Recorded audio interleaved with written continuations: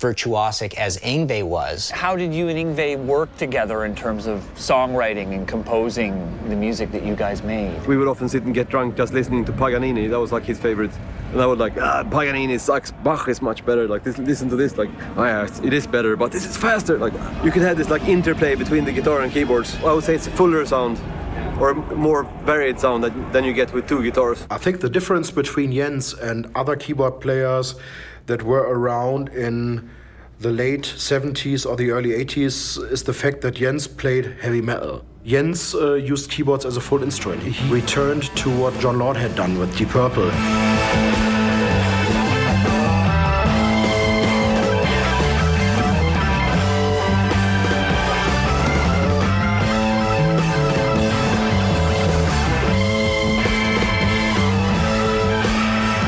Think about what Deep Purple did, and then you think about what you did with Yngwie. What do you guys think you did that was different? I think it was harder, like everything in the 80s got harder, just different level of speed, I think, with the solos and tempos. With Yngwie Malmsteen and Jens Johansson, keyboards was no longer something that we had to apologize for in a metal context.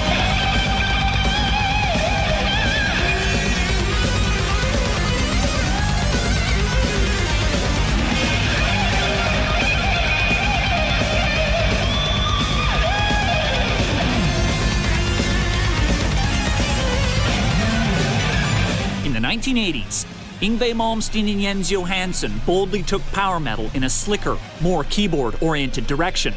But then along came Manowar, who created their own subgenre called true metal, a style that brought power metal back to its caveman roots.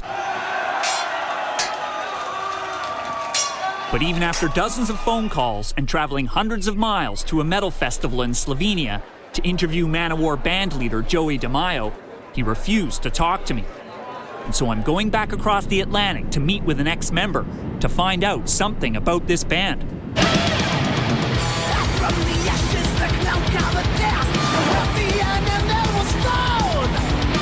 So he's in Queens on Metropolitan.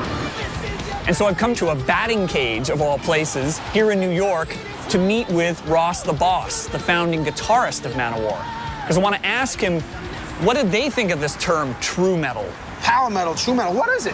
What are we? I mean, to me it's rock and roll, heavy metal. But we wanted to be one step beyond what was happening at the day. One step beyond, let's say, Judas Priest or Iron Maiden. One step beyond the black leather and the chains. In Manowar, everything was bigger. Conan the Barbarian combined with the drama of Rainbow and the pure heavy metal of Iron Maiden, and the outcome is Manowar. Why does Conan and metal work so well together? Because he's such a kick-ass guy. I mean, he just did what he wanted to do. He didn't follow any rules, and neither do we. Biceps, sweat, loincloths, three-quarters naked women on the album cover. Musically speaking, Manowar is Manowar, man. I mean, seriously. They are a very entertaining live band. It's pure machismo, and it's sort of like, it's also homoerotic, Can't they afford a shirt? Manowar are talking about true metal. What are they talking about? Something to delineate between frilly sleeves, keyboard, moat metal, castle metal. Yngwie Malmsteen crushed, velvet jacket metal. And guitar-based, biker, loose, jean jacket, leather jacket metal. Manowar tells you to, go out in the world, kick ass, do what you have to do. Be true. Be true to yourself, be true to your family, be true to your ideals. So maybe true metal isn't such a bad term after. I don't think it's such a, now that I'm thinking about it.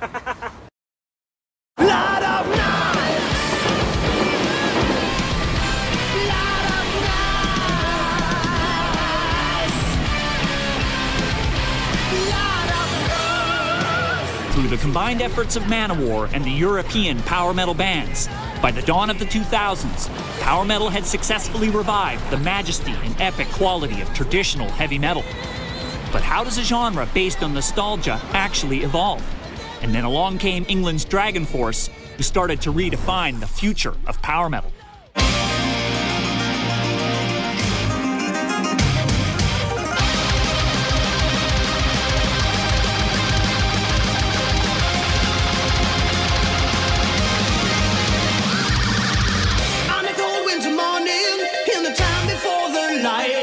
What was it about power metal that really drew you in?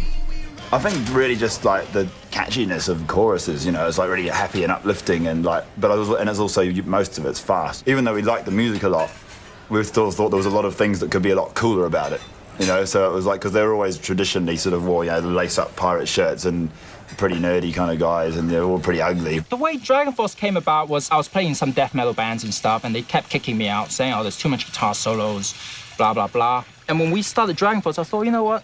They're not going to like us anyway, so let's make it that they definitely don't like us. That's why we're coming up long 8-minute songs. No one really plays solos for like 2 minutes in a 7-minute song.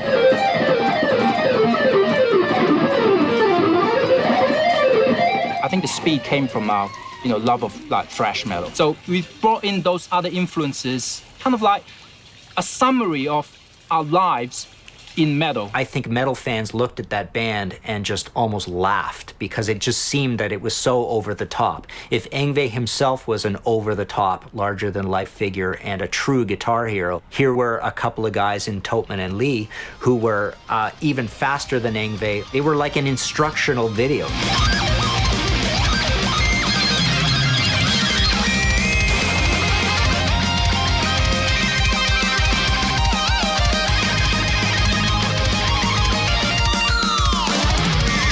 Talk about Guitar Hero. I guess Guitar Hero has helped bring young people to appreciate guitar solos and good playing. Even though we hear a lot of the older rock metal fans going, no way, these guys don't know anything about music. They got into rock because of Guitar Hero. Times have changed, you know, MTV don't have videos, VH1 less. Video games is kind of a new vehicle for metal music. We need to give people choices for them to decide, and Guitar Hero is a really good vehicle.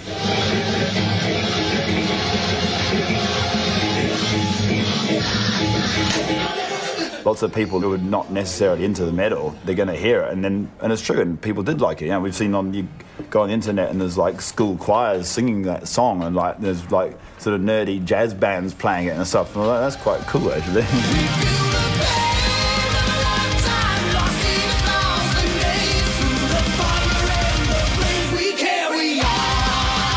Through Guitar Hero, Dragon Force introduced power metal to a much broader audience, pushing the genre closer to the mainstream than ever before. But then it was Finland's Nightwish who put power metal on the European charts, taking the genre all the way to #1.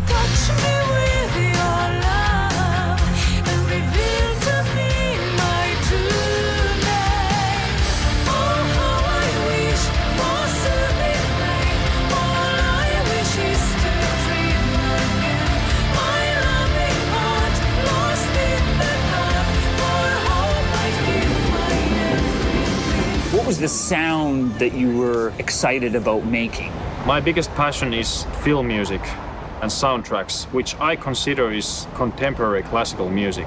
I wanted to do kind of like movie soundtracks, but just in the terms of heavy metal. When you go to the basics of what metal music is, what Black Sabbath did, it's something grand, it's something that's really heavy, pounding, big, grand melodies and riffs. And that's exactly what classical composers like Wagner did. The whole opera vocal thing for me never worked when I first heard it, but I couldn't stop listening to the damn album. And I couldn't figure out why. Amazingly enough, it has not turned their music into cheese the more that they've put this classical bombast into it, which is very hard to do.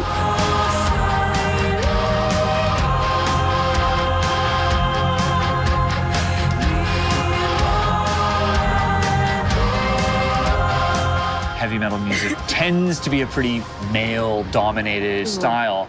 And do you think part of the reason for the success that you've had has been that you've carved a new direction? There were many girls before me in the metal, but not kind of voice I had at the time, you know, classically trained. If you listen Nightwish, it's not the metal that, you know, you consider like a metal. True metal. It's different. So this was the beginning of something new. It was about time women started to have a sort of like a proactive role within rock music. Young girls who, you know, want to have something else to do with the band other than blow the Guitar Hero, you know. I only do what I feel. I love the harder riffing in guitars, and I love the symphonic side of the beautiful melodies. It's maybe the matter of fact that having these elements presented in a music that can really reach people, not only the stereotype of a metal fan or classical music listener.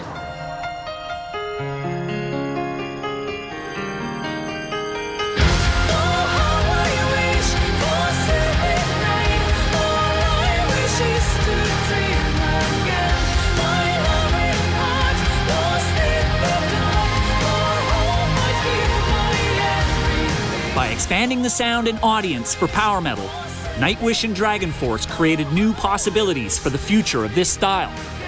But two bands can't ensure the survival of an entire genre. So I've returned to the European festival scene to find out what role festivals play in keeping power metal alive.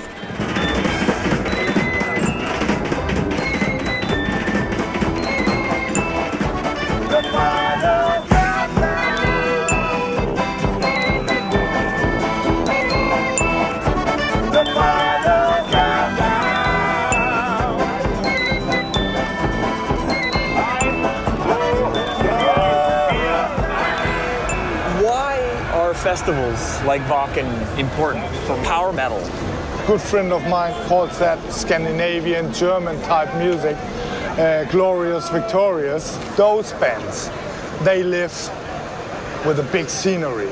A power metal band you want to see in front of a big crowd, they really work with a big production. Lights, lights, lights. I think that's really good for a live situation. What would be more perfect than a sunny day in a big festival and a chorus that everybody knows?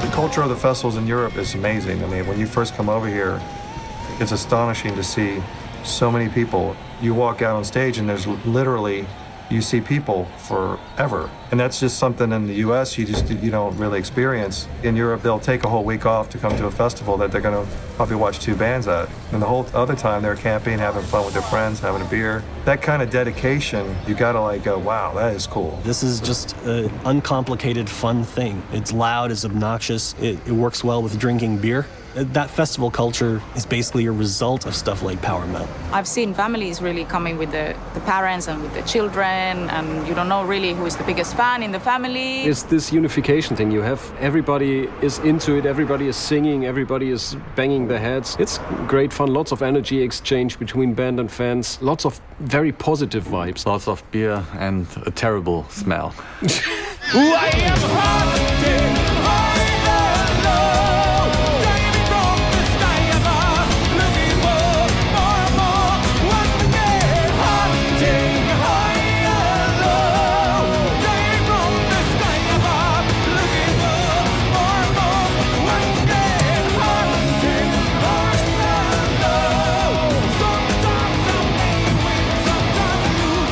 Beginning of this episode, I set out to understand what power metal is and why it's so foreign to me. And what I've discovered is that while power metal may look and sound just like a heavy metal cliche, it's a movement that revived the traditions of heavy metal back in the 90s when metal in North America had hit its all-time low. But ultimately, power metal has been elusive to me because it's part of the European festival culture. And it's these festivals that will ensure the vitality of power metal and heavy metal as a whole for years to come.